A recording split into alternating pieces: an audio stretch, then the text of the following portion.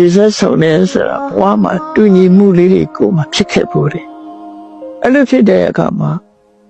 တုံးနဲ့တူဟာ equality ရောဟုတ်တယ်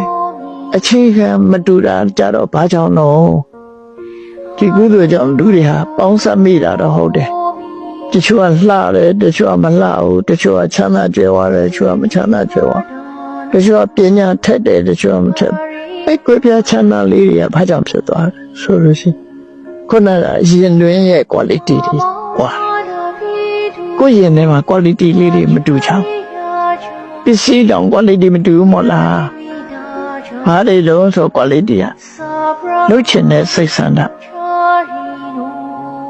လှုပ်ဖို့ကြိုးစားတဲ့ဝိရိယ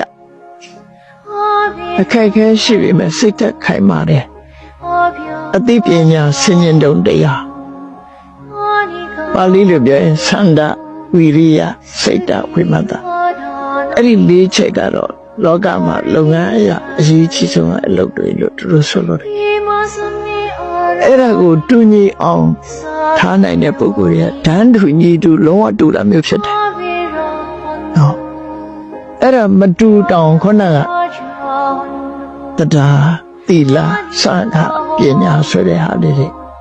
တခဏလေးပဲဖြစ်ဖြစ်တူလိုက်လို့ရှိရင်ဘဝမှာဆုံစည်းကြပြီးတော့ပေါင်းစုတဲ့အနေအထားမျိုးတစ်ခုရတယ်အရေးချင်းမှတူတော့အောင်ကတော့သန္တာဝိရိယစိတ်တဝိမတ္တဒီလေးကိုတူဖို့လိုတယ်ဒါကြောင့်မို့ကုသိုလ်ကောင်းမှုလုပ်တဲ့အခါမှာစုပေါင်းလုပ်တဲ့အခါ